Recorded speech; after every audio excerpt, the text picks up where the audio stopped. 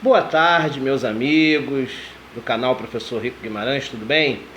Esse vídeo que eu estou me propondo a fazer agora, talvez seja o vídeo mais importante que nós vamos ter na nossa playlist até hoje, tá? Nada de desconsiderar os outros vídeos que foram importantes também nos seus propósitos, né? Em alguns eu me apresento, em outros eu trato de algumas temáticas importantes, mas esse vídeo que estou fazendo agora é particularmente especial, porque eu vou tratar de um assunto que realmente eu conheço pela natureza da minha profissão. Afinal de contas, eu sou professor e eu gostaria de falar com vocês sobre a reforma do ensino médio, essa famigerada reforma, tá?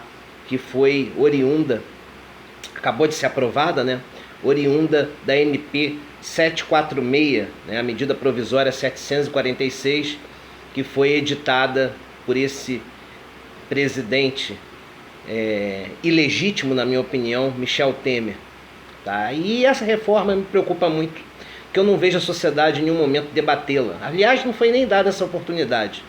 Aproveitaram a ignorância de grande parte da população, que pouco se importa com a educação no nosso país, gosta de cobrar muito no tocante à segurança pública, mas se esquece que os graves problemas que nós experimentamos hoje no setor de segurança pública são consequência da má gestão e da política desastrosa no setor da educação. Ou seja, se nós temos que investir hoje em segurança pública e ainda assim investimos estruturalmente mal, isso é fruto, né, consequência de uma péssima política de educação que nós já estamos experimentando há muitas décadas. Então a educação nunca foi prioridade nesse país, com muita tristeza enquanto professor eu digo isso. Mas é necessário que a sociedade acorde, certo? É necessário que a sociedade perceba que somente com uma política eficiente de educação nós poderemos, primeiro, contribuir com a desmarginalização social, promover mais cidadania para o povo e, fundamental, fazer com que o nosso país se desenvolva nas próximas décadas, tendo por consequência justamente esse investimento na educação. É claro que tem que existir uma reforma educacional. Eu não estou querendo aqui defender que o atual modelo de educação ele é maravilhoso, muito pelo contrário, eu acho esse modelo um fracasso, esse modelo tradicional. É um modelo que deve ser mudado, mas depois de um grande processo de debate, onde pessoas da sociedade civil, pessoas qualificadas para esse debate, né, ou seja, educadores, e junto aos políticos, que todos, visando uma reforma realmente de natureza democrática, que todos possam discutir a questão. Não foi o caso da MP 746, infelizmente, e acabou sendo hoje oficializada, né, enquanto norma agora, pelo desgoverno do Michel Temer, infelizmente. Então hoje ele sancionou, né, e a reforma já está em vigor, infelizmente. Quer dizer, não está em vigor, mas já está num processo vacante e a sua vigência já se dará, eu não sei qual o prazo, mas em menos de um ano a gente vai estar com essa reforma em voga.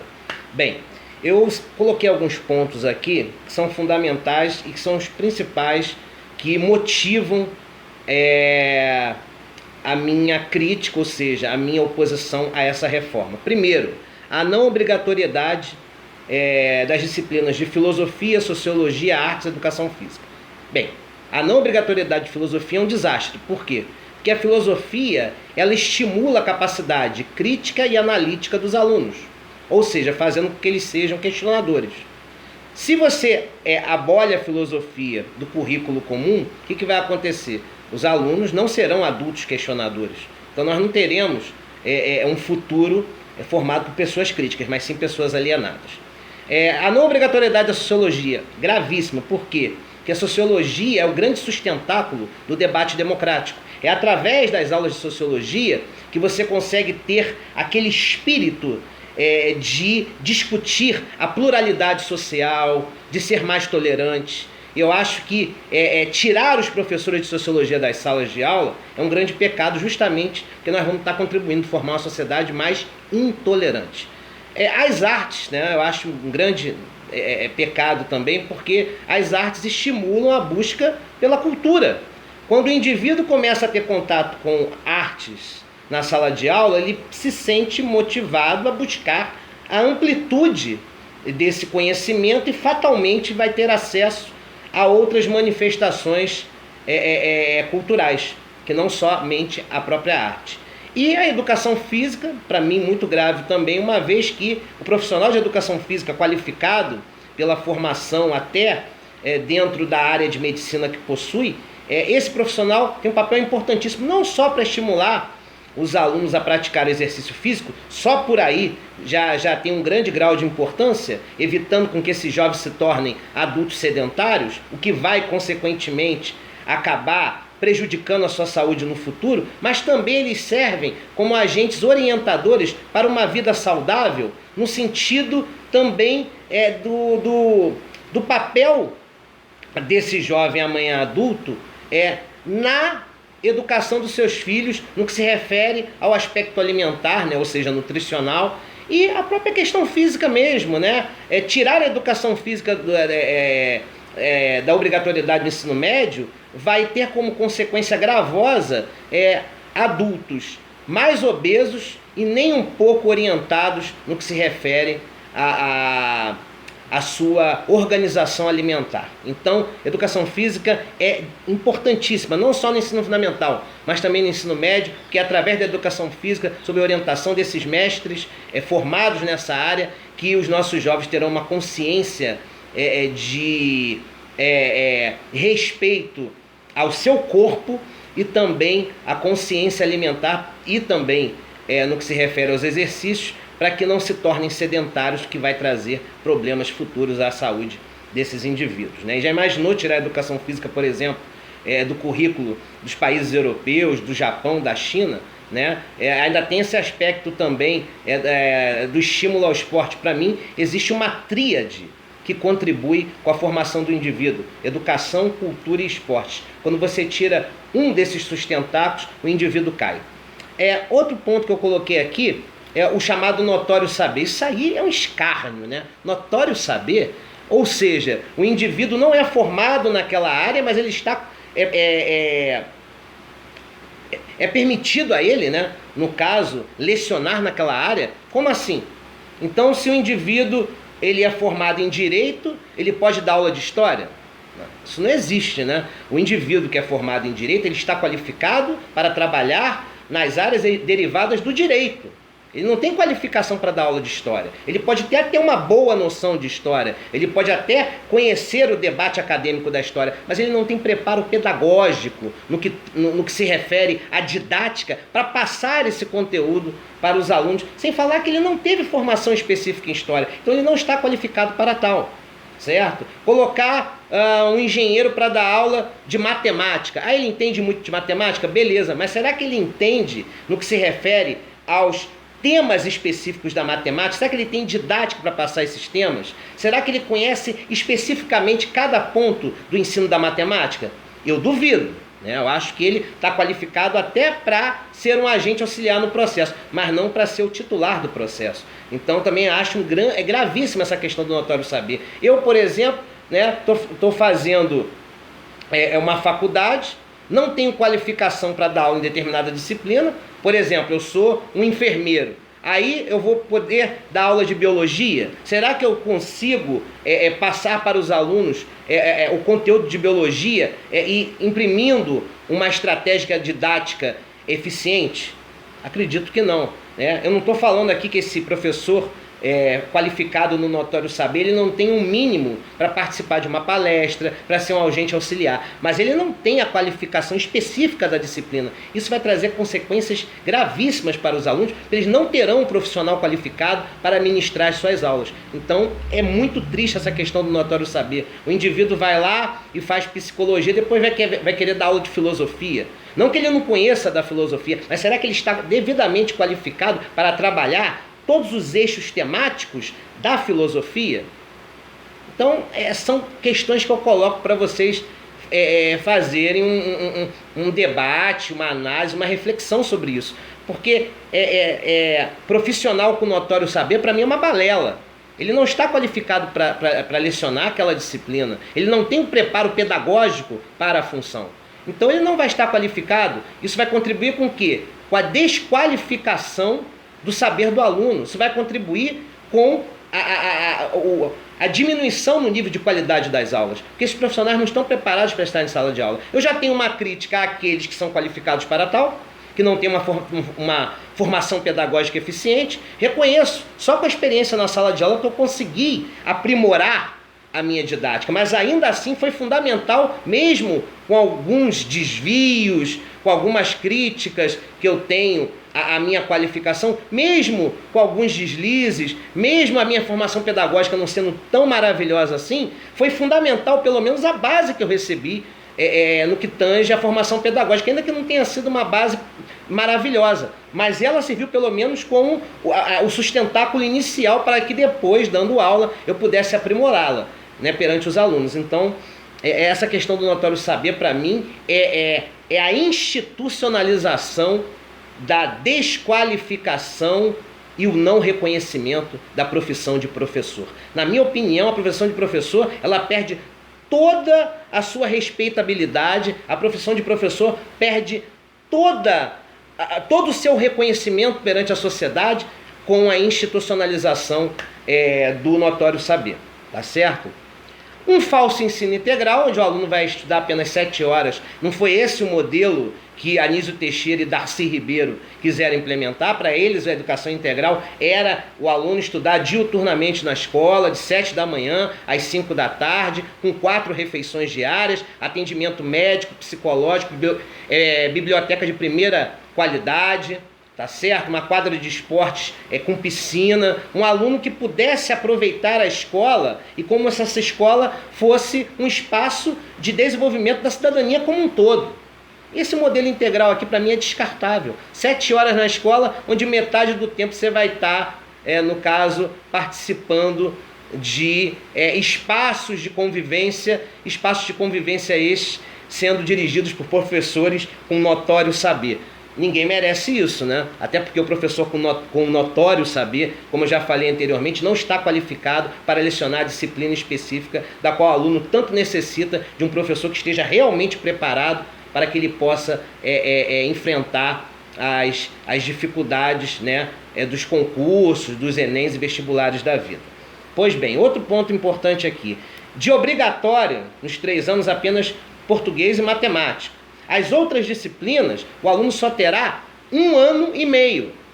Ou seja, a partir do 2º ano, o aluno vai passar a estudar dentro do caráter semestral. Ele passa a estudar dentro da modalidade semestral, de 6 em 6 meses, como na faculdade. Qual o problema disso? Por exemplo, História, minha disciplina. Ele vai ter todo o 1º ano de História, né, como disciplina obrigatória. Já no 2º ano, ele só vai ter 6 meses. Depois, se ele optar por seguir, né, a área de ciências naturais, porque depois ele quer fazer uma faculdade nessa área, né, ele vai deixar de ter história, simplesmente ele não vai ter mais aula de história.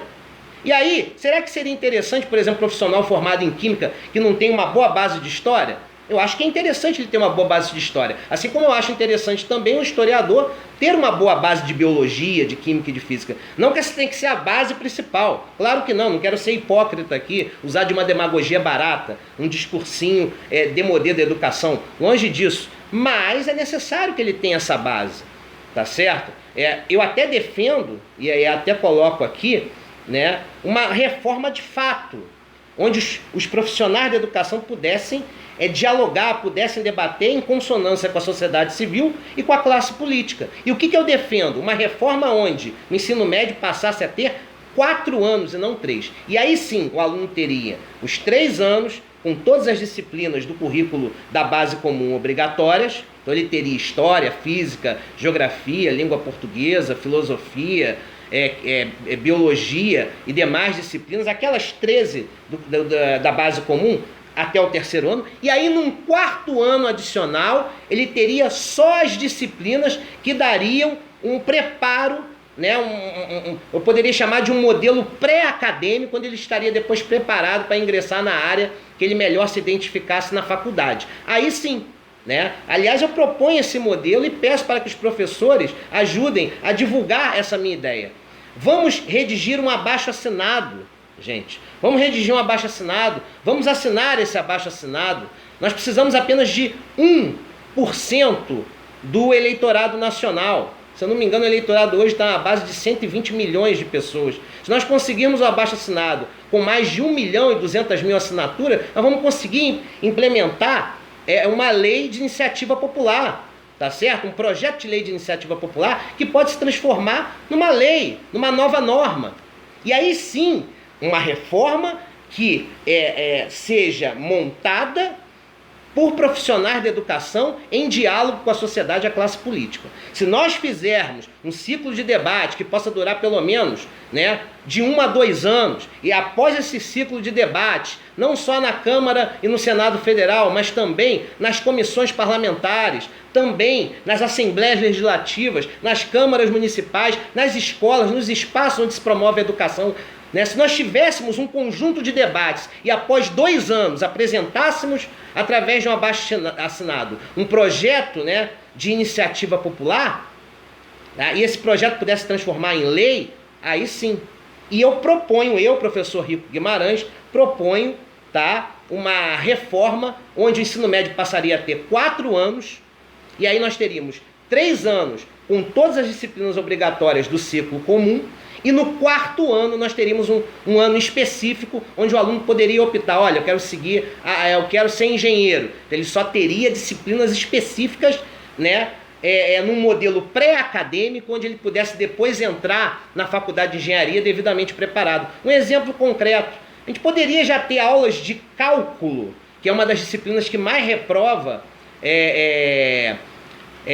discentes de engenharia nas faculdades. A gente já poderia ter uma disciplina dessa natureza nesse 4º ano. Se o cara desejar fazer engenharia, ele pode ter cálculo 1, cálculo 2, né? Ele pode ter disciplinas mais específicas da área da química, ele pode fracionar melhor o ensino da matemática em áreas específicas, geometria, álgebra, aritmética, tá certo? No caso de um cara que quer fazer direito, ele vai ter um ano só com história do Brasil, história geral, história da América, geografia política, geografia econômica, geografia física, geografia social. Ele poderia trabalhar com filosofia antiga e filosofia contemporânea, tá certo? Ele poderia trabalhar com várias áreas da sociologia, poderia já estar trabalhando com o fenômeno da criminologia ainda no ensino médio. Ele já entraria na faculdade de Direito mais preparado, por quê? Porque ele teria um ano específico só com as matérias, tá, fracionadas e qualificadas para que o pudesse dotar de um mínimo de base para adentrar na faculdade de Direito.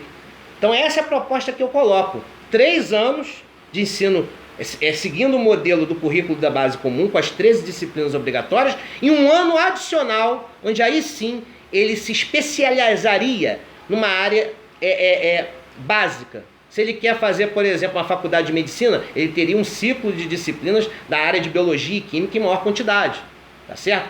Aí nesse caso do 4º ano, o cara, por exemplo, que quer fazer direito, ele não vai ter nem mais aula de matemática, nem mais aula de física, ele só vai ter só aulas da área de ciências humanas mais língua portuguesa.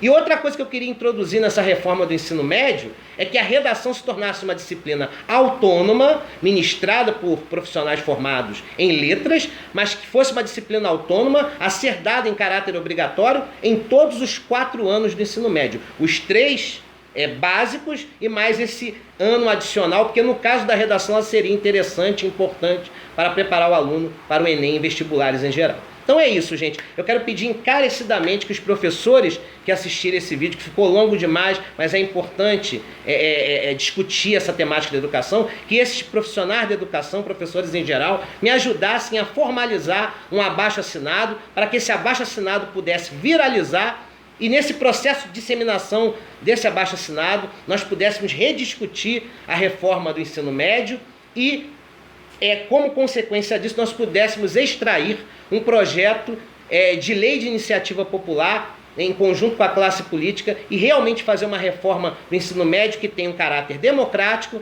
no sentido do debate, e que também possa estar em consonância realmente com a realidade do nosso país. Um grande abraço e fiquem com a minha admiração no sentido de se preocupar com um tema tão importante que é o tema da educação. Tchau, tchau!